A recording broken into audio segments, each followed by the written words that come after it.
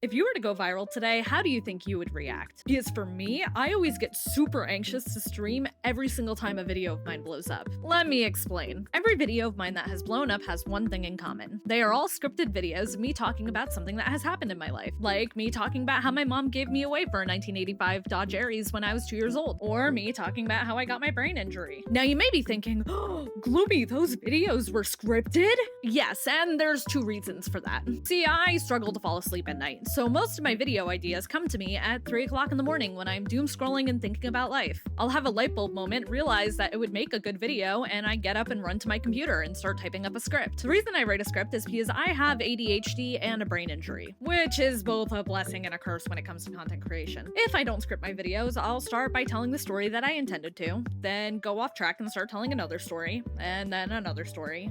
And then another story, and another story, and then by the end of the video, I'll forget what the story was that I was intending to tell. And none of it will make any sense. Entertaining? Maybe, but it would also be a really big pain in the ass to edit into a video. So I script it so that I can make one coherent video and make sure that I stay on track. The other reason I script my videos is because I have no filter, and I tend to be a bit vulgar. Because social media platforms can be quite picky about what you're allowed to say on them, and have a tendency to falsely flag videos that are completely innocent, like my brain injury video was falsely flagged for being vulgar, I really censor myself and try my best to not say anything that would get me flagged. Now you may be thinking, Bloomy, what does this have to do with you getting nervous to go live after you go viral? In the videos that go viral, I am speaking fluently, coherently, and I'm super censored, so I seem really innocent and like an angel, when in reality that is not the case at all. In fact, my streams tend to be all over the place. I say the most out-of-pocket stuff out of nowhere, and once I start yapping about something, I don't stop until I've told 10 different stories.